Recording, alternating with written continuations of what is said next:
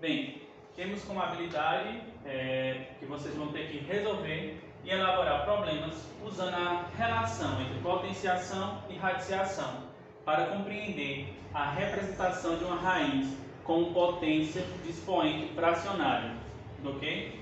Primeiramente vamos ver a questão da potenciação. Potenciação é uma operação que surge a partir da multiplicação de fatores iguais, como alternativa para simplificar a notação. Bem, primeira coisa que vocês devem ter como base é que, quando se trata da potenciação, eles vão ter alguns elementos, a base e o expoente, que vai ter mais explicado aqui à frente. E também vai ter a questão dos fatores, que é quantas vezes um determinado número, que no caso é a base, vai se multiplicar. Quem vai dizer isso é o nosso expoente, certo? Vamos ver aqui um exemplo. 3 elevado ao quadrado. Primeira coisa, por que quadrado, certo? Quando temos o número 2 aqui em cima, no expoente, dizemos que é o quadrado. Se por acaso fosse o número 3, seria 3 elevado ao cubo, mas aqui é 3 elevado ao quadrado, ok?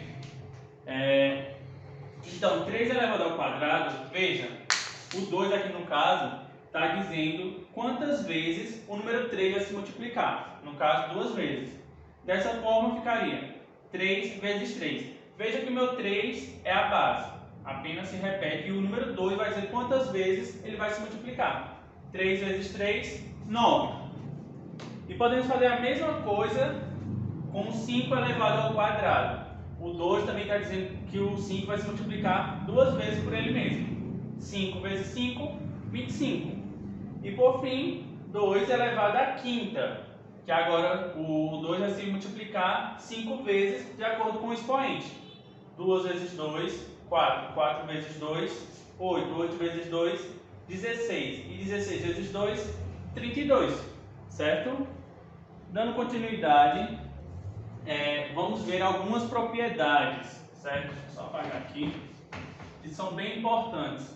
Que são propriedades que são mais algumas dicas. Por exemplo, quando a base do determinado número for zero, a base for zero, ele pode ser elevado a qualquer expoente. Porém, o seu resultado sempre vai ser zero. Agora, se o expoente, no caso, for um número zero, por exemplo, 1 elevado a zero, sempre vai ser igual a 1. Qualquer número elevado a zero é igual a 1. Por exemplo, se eu tiver um número 2.300 elevado a zero, qual vai ser o resultado disso? Vai ser 1 também, certo? Agora com a base 1. 1 elevado a qualquer expoente, sempre vai ser 1. Por quê? Porque 1 vezes 1, infinitas vezes, sempre vai ser 1, né, pessoal? No caso aqui, 1 elevado a 4, vai ficar 1 vezes 1 vezes 1 vezes 1, que também será igual a 1. E agora, quando o expoente for 1, por exemplo, 5 elevado a 1, automaticamente já sabemos que vai ser o próprio 5. Por isso que não aparece, quando a gente está tratando dos números naturais, entre outros, que não aparece o expoente, porque já sabemos que vai ser o próprio 5, no caso aqui especificado. Uma dica bem importante, quando a gente está tratando de números na base 10, certo? Por exemplo, aqui eu tenho 10 elevado ao quadrado. Já vimos anteriormente que ficaria 10 vezes 10, que seria igual a 100. Observe aí uma coisa que vai ser bem importante para a gente. 10 elevado ao cubo seria 10 vezes 10 vezes 10, que seria igual a 1000. E também 10 elevado à quarta. 10 vezes 10 vezes 10 vezes 10, que seria igual a 10.000. Uma coisa bem importante que vocês devem observar é o expoente e a quantidade de zeros. Se eu tiver um número na base 10, que ele seja elevado, por exemplo, a 7, você sabe que ele vai ter um 1 e após isso 7 zeros. Olha aqui, ó, 10 elevado ao quadrado, 2 aqui em cima o expoente, vai ter 2 zeros aqui. 10 elevado ao cubo, número 3, vai ter 3 zeros, localizado após o 1 também. E isso vai acontecer sucessivamente para números da base 10. Aqui podemos ver também a confirmação, certo? E também é bem importante que vocês aprendam e ponham em prática essa questão das regras. Algumas delas a gente já viu anteriormente mas é de suma importância que vocês pratiquem essas regrinhas. Se eu tenho determinado número elevado a 1, que a gente já viu, será o próprio número. Aqui temos o exemplo que a gente viu anteriormente. 5 elevado a 1 é igual a 5. Um determinado número elevado a 0 será igual a 1. 9 elevado a 0 é igual a 1. E isso para qualquer número. Agora veja só, eu tenho bases iguais, certo? Porém, expoentes diferentes. Eles vão se multiplicar. Por exemplo, se eu tiver aqui como é que está representado, 2 elevado à quinta vezes 2 elevado ao cubo. Isso é o mesmo que dizer 2 elevado à oitava, certo? Próximo, se eu tiver uma divisão,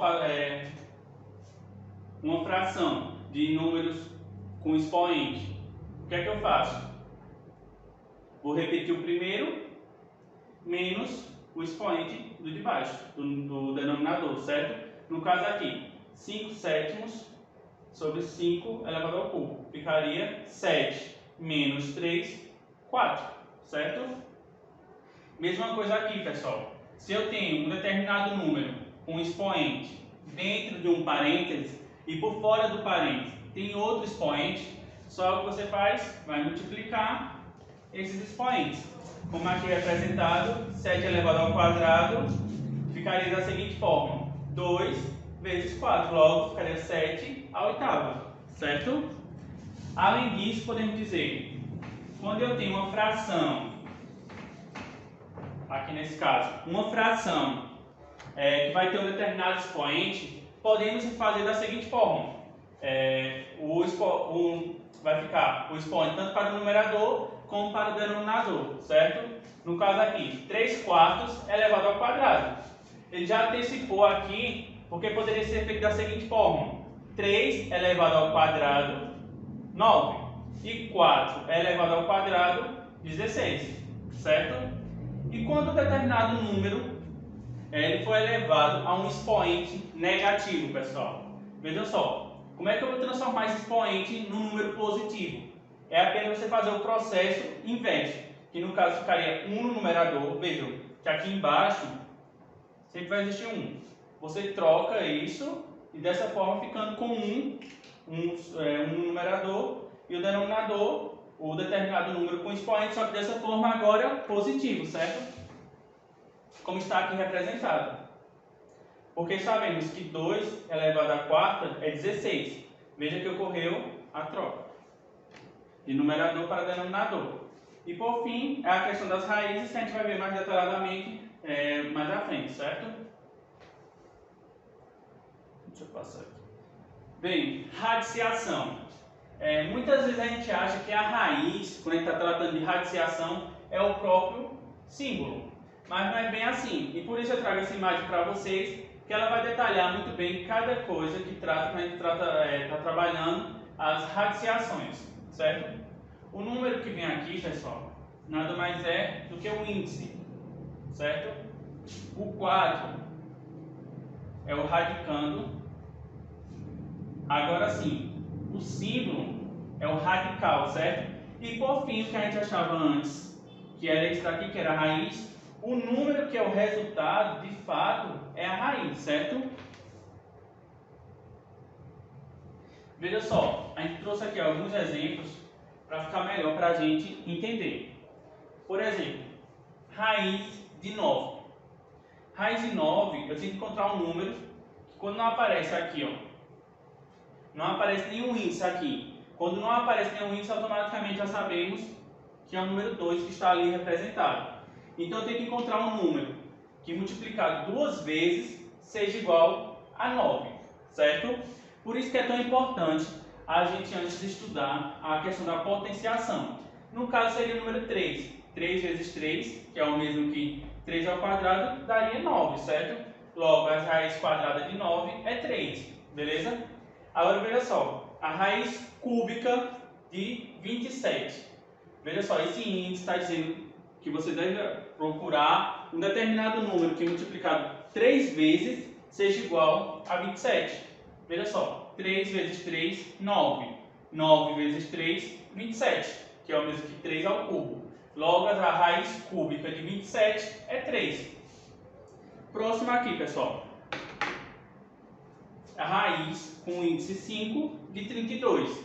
E aí, o que vocês acham que seria um número que, se a gente se multiplicasse ele 5 vezes, chegaria em 32? Vamos fazer aqui um teste. Com o número 2.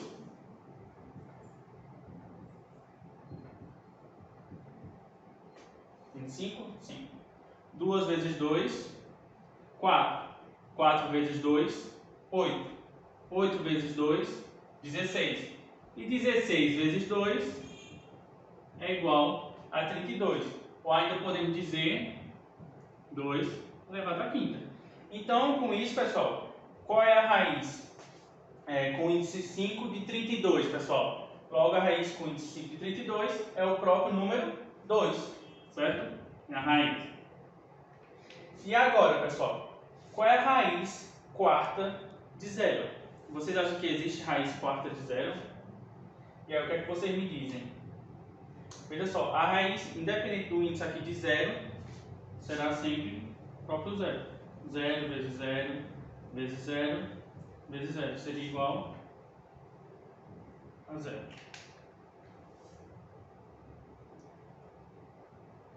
Uma coisa bem importante, pessoal, da gente ver é a questão do índice, que é aquele númerozinho que está representado na fração.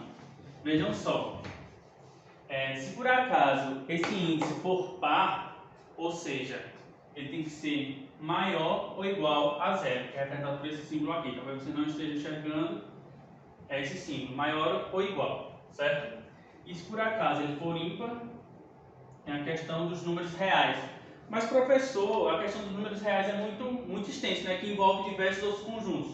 Mas não se preocupe que no decorrer vai ser bem detalhado isso aí para você. A questão dos números reais. O que é que eu quero que vocês prestem atenção nisso? Quando o índice for par, logo vai ter que ter um número maior ou igual a 0. Quando o índice for ímpar, vai poder ser um número dentro do conjunto dos reais, certo? Veja só, a raiz de menos 4 aqui. Veja só, eu tenho que encontrar um número que multiplicado 2 vezes seja menos 4, certo? Logo, o que vem logo na nossa mente seria menos 2 vezes menos 2. Mas lembra das regrinhas dos sinais? Menos com menos, mais. Então, é impossível a gente chegar, por exemplo, tendo uma raiz negativa, como um radical negativo, e um índice positivo, essa raiz seja verdadeira, seja encontrada, seja possível encontrar, certo? Logo, podemos dizer que ela não existe, representado por esse símbolozinho, o E ao contrário, cortado, certo? Agora vamos ver a questão de uma raiz cúbica de 8. Obviamente, seria o número 2 vezes 2 vezes 2, certo? Porque 2 vezes 2, 4, 4 vezes 2, 8. Ou então, 2 ao cubo. Logo, a raiz cúbica de 8 seria 2, certo?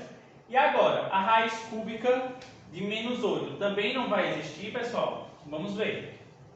Seria também, menos 2 vezes menos 2 vezes menos 2, certo?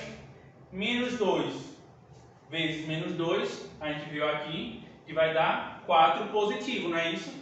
Mas 4 positivo vezes menos 2 vai ser igual a menos 8. Então, essa raiz, sim, ela existe. Por isso, vemos que o índice, quando ele for ímpar, tá ok? Com o radicando negativo vai existir. Agora, quando o índice for positivo, for par, melhor dizendo, for par e radicando, o que estiver dentro da raiz for negativo, não vai existir. Certo, pessoal? Então, é isso a aula de hoje. E além disso, pessoal, eu trago aqui para vocês algumas propriedades. Peço que vocês anotem aí no caderno, pause o vídeo um pouquinho e anotem essas propriedades, que será fundamental para a resolução de algumas atividades que serão postadas para vocês. Certo? Pause aí o vídeo e copie e muito obrigado pela atenção.